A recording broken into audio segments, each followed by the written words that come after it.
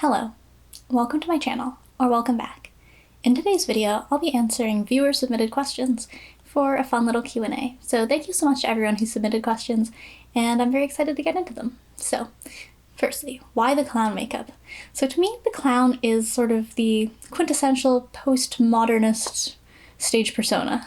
So I just think that it's an easy way to sort of jump into having a persona that is not yourself, is to put on makeup, put on a mask, that sort of thing, because all performers have a constructed stage persona, but a lot of them it's built up over many years to be able to sort of do this persona while still dressed and looking pretty much like their actual self. So to me, it was just sort of a shortcut to sort of jump into being someone else because, you know, my typical everyday self would not be sitting in front of a video camera talking to myself, so the clown was just a shortcut for me. And then also, the clown has a few different meanings to me. Like, I relate it to the concept of the fool, who brings a sort of playful, innocent energy, and then also the idea of the trickster, who they may seem like a fool, but in the end they have this sort of wisdom and knowledge, and through their playfulness they can accomplish their goals. And then someone asked, do I have an Instagram account? Yes, I do have an Instagram account. It's linked in the description of the video, so please follow me on Instagram if you're interested in seeing more of my art and just sort of general, you know, daily musings and that sort of thing. Someone asked, do I prefer rain or snow?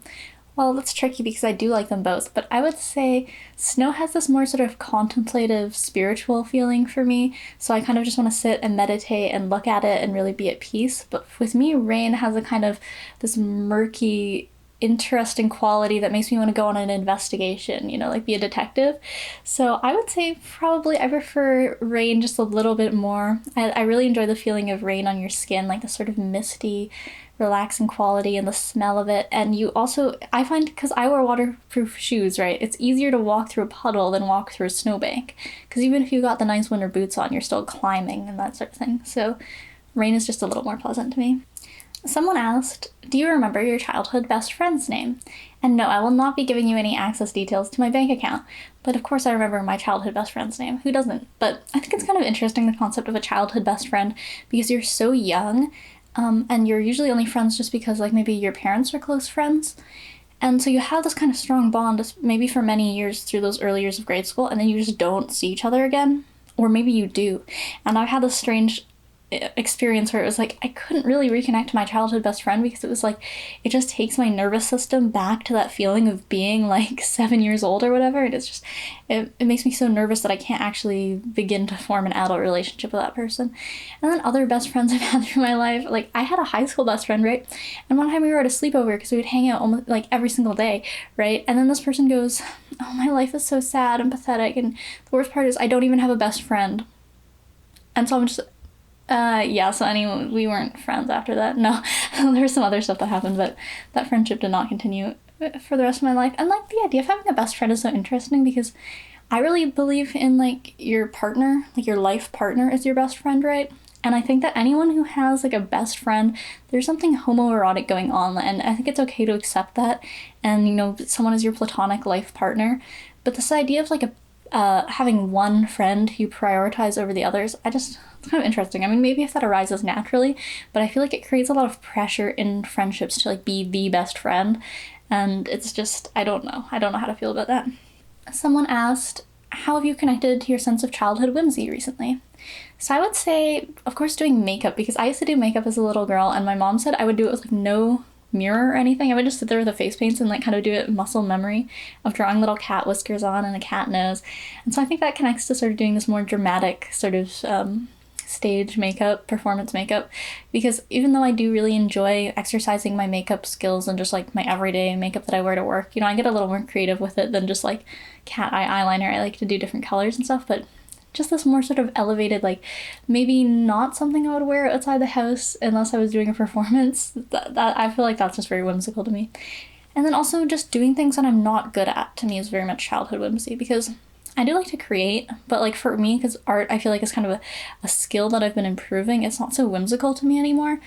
So learning a new skill that I absolutely suck at, like for example, making music. I made the Clown Girl rap recently. You can check it out on my page. And that was just so much fun to make because I actually suck so bad at making music. And it was just like, I listened to it, I was like, this is awful, but it's kind of fun with it, right? Because like when a kid plays piano, you don't go like, oh, well, the technical ability. Like, no, you just go, oh, that's so cute. So to me, that was childhood whimsy.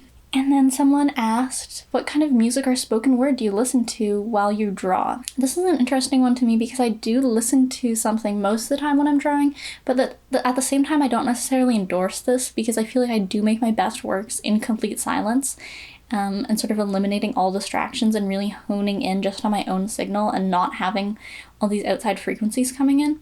And I really believe that you can kind of do one thing at once, really. Like, do one thing well. Like, the idea of like you're listening to music and drawing at the same time, I feel like for me, I prefer to listen to an album and that's it. Like I'm just listening to the album.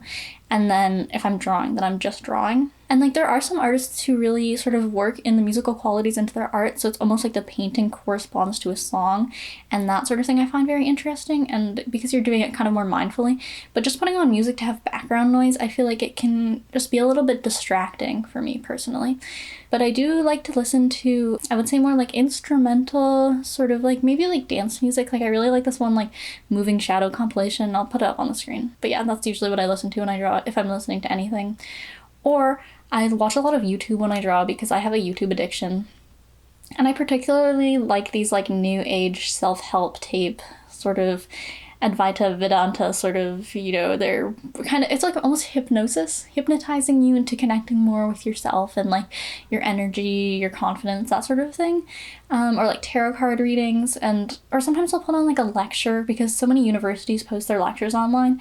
So if there's maybe some interesting period in history and I'm sort of trying to reflect that into my artwork, then I'll put on a lecture about that, and it kind of gets me more into the mindset of making the work, or maybe there's some interesting slides up. But in general, I prefer to kind of have silence. Although if I was working on maybe like a long painting and it was like I was really rendering things out, then maybe I'd put on an audiobook. I used to listen to a lot of short stories while I, those horror short story reading podcasts sort of thing. And I don't know, that I feel like I was making a lot of creepy art when I did that. So it definitely does really influence you. So I don't know, just something to be mindful of. And someone asked, are there any recurring stories or concepts that appear in my art? And I would say maybe to a degree, but I would say I'm more working from a sort of psychological state of mind. So I'm like more expressing things in my psyche that are kind of occurring to me more than like I'm coming up with a story. But at the same time, I think they're quite reflective. Like our inner journey very much corresponds to the hero's journey, which is definitely something you'll see if you study the tarot, or if you kind of study any of these religious or spiritual traditions. You can see that like it is kind of the same story playing out. So in that sense, yes. And there are definitely like some themes that have been recurring in my work recently. Like I do a lot of vampires, of course, the clowns, sort of gateways, passages, locks, keys. Sort of, to me, it's like I feel like I'm really at the beginning of a journey. So I think that's also where like the idea of the Fool comes in. So yeah, and like feel free to psychoanalyze my art. If you see something and you're like, what does this mean? You can take a stab at it, and you know, maybe it'll actually give me some insights more, because I kind of maybe just throw things out there and I'm not so much thinking about the effect that it has on the viewer, but more it's just like about expressing this thing that I don't know how to express otherwise. Someone asked, if I had a megaphone to the whole world, what would I want everyone to hear? And this is definitely an interesting question, and I had to think about this one quite a lot. But I would honestly maybe say something like everyone be quiet, you know, like silence. Because I think that is a very valuable thing that more people need to learn, is how to sit in silence. And then it would be like a really good litmus test for people, because the people who keep on babbling on after the voice of God has told you to be quiet, there's something deeply wrong with them. But the people who kind of go into like the sort of monastic vow of silence, then you would know who to trust. Someone asked, would I ever consider a run for prime minister? Absolutely not. Absolutely not. I think I do remember reading some quote somewhere where like about politics is the only real hobby, like some great thinker of history said this, whatever. And like I kind of understand that to some degree, but I think politics, they're sort of, it's on the same sort of cultural stage as, you know, being an entertainer, except it's just kind of like leveled up, like you have some more influence. it's a little bit more serious, and maybe like the stakes are a little higher. So I guess in some ways it kind of does appeal to me, but I honestly don't really know anything about politics. I didn't really study it that much. I don't really care. Like, to me, my kind of ethos towards politics is like, if you think about some like peasant hundreds of years ago and they're like starving and they're like, oh my, I wonder what the king's up to, and blah blah, and like, I think that individual action is more important. Like, for example, if you see that your bank is essentially giving money to fund wars in other countries, like, I think it's equally as powerful to like go on a world stage and say like, you know, the war should stop, as, you know, maybe changing your bank to like a credit union that isn't necessarily war profiteering. And similarly, like think where you shop for groceries, like it can actually have a very big impact in your community. And so for me, like I'm just more focused on that sort of like community building more than politics. Although I would want to become prime minister just so I could get interviewed by Nardwuar. And similarly, someone asked me, what is my goal? And I think that this is interesting because like I have so many goals, and it's also like my goals with my life, with YouTube, with art. Some of my general goals to just enjoy life a little bit more, and then help other people enjoy their lives too, because like it's actually like it's really fun being alive and being a human, and I feel like that's something that I just want to make sure more people are reminded of. And when it comes to YouTube, my goal is like, I just think that it's kind of a good way to build your personal brand, to build a network, especially as an artist. Like, I think it's very important that artists are putting themselves out there on the world stage. Like, unless you want to be a hermit and like you're making your art in solitude and it's discovered after you die, like there's nothing wrong with that. But I think that if you want to sort of like make a living as an artist, like it's very important to put yourself out there in that way and to be very sort of aware of what your personal brand is. So I think to me, YouTube is a more like intentional way of doing that. And my goal as an artist, this is something that I've had to think about a lot recently, of like, really, what are my goals in life? And like these ideas of like money and fame and that sort of thing. And I really realized like what a lot of my desires boil down to is like respect for my peers, and specifically artists. Like, to have artists that I respect tell me that like, oh, your art is really cool. Like, that is kind of what fuels me. And so then that boils down even more to sort of like this inner approval of myself, of my art being valid and worthy of existing in the world. So yeah, I guess that's sort of my goal, is to just like accept myself and my creations as they are without necessarily imposing too much judgment on them, and to just be able to create freely, I guess, is my goal. And then, okay, we're gonna get into the silly ones, which I thought, yeah, I kind of knew, like, with the anonymous question box, a lot of them would be a little bit silly. So, do I like them? Do I like you? Yes, I love all my viewers. Like, I appreciate so much that you are interacting with my content. Even if you were one of the people sending vaguely hateful messages to the question box, like, it's still kind of cool that you watch my channel, so thank you for that. And yeah, and do I like you? Well, ask yourself a few questions. Are you a creative person? Are you like a fun-loving person? Do you enjoy making other people feel good about themselves too? Do you enjoy interacting with the wider community of artists? And do you enjoy sharing your true and honest self with the world? And if you answered yes, then yes, I do like you. Someone asked, are you gay? I am a non-practicing bisexual at present state. Someone asked, can we see each other soon?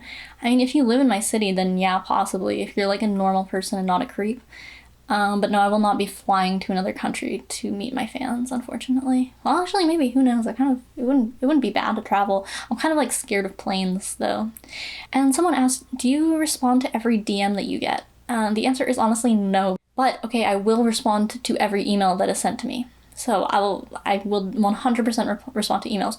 And this is because having a conversation over DM, it's such a waste of time and you really get nothing out of it. Like these short little messages, and you're sitting by your phone waiting for the other person to respond. And then if you miss it, then, you know, you're going like a day, or maybe you have this like brief, intense conversation over an hour, but like the amount of information exchanged is so little. So I just absolutely hate DMs. But if you send me a few paragraphs in email, or even like one paragraph, I just feel like I can get a better depth of like what you're trying to say and then formulate a better response. So I will respond to emails, but DMs, they're sort of iffy, you know, like I use Instagram more for like reply to someone's story if they post something funny. It's not really like where I would have a conversation primarily. And I do try to reply to most of my comments, and I'm sorry that I don't always reply to every comment. It's like I am reading them, it's just sometimes I get kind of distracted, and I'm trying to be better about that. So It honestly kind of surprised me though, because I was not getting that many comments. You know, like I would get kind of like 1 or 2 comments a video, and so like it wasn't that much to deal with. And then I kind of went through this brief period where there was like a lot of comments flowing in, and it just I kind of wanted to back off from that a little bit. So yeah, because like the whole social media addiction thing, like whether you are solely a consumer or if you're a creator as well, like I think it just rewires your brain in a kind of weird way. So I was just maybe a little bit trying to avoid that. And some of the other things that people sent me were not actually questions. It was like comments. And so I'm just like not going to address those because like most of them were not like, you got to give me something to work with here. It's a Q&A, so ask a question. So if you have further questions, feel free to comment them, put them in the anonymous question box that's linked in the last video, or DM me or email me. And I will try to address questions in a future video, or personally if it's kind of like more in that vibe. And someone did send me, oh, I'm so scared to message you. And I thought that this was really funny because it's like messaging someone is so low stakes, sending an online message. And I know I've kind of been in this place too, where I've built someone up in my mind of being this like their online persona. And it's just like, when you go and message them, they're just a normal person. So like there's absolutely nothing to be afraid of just like cold DMing people that you find interesting, and you never know what could happen. Just like be kind of normal about it, and that's fine. I do enjoy interacting with the people who my content resonates with, because I think it definitely says something about you and myself, maybe that our souls or something, some aspect of us, the algorithm sees us being on the same frequency. So I think that I'm sure we'll have something to connect over if you did ever feel like reaching out. So thank you again for all the wonderful questions that you've asked me, and if you have any further questions, like I said, don't be afraid to reach out. And so thank you so much for watching, and I hope this was as fun for you guys as it was for me. Thank you.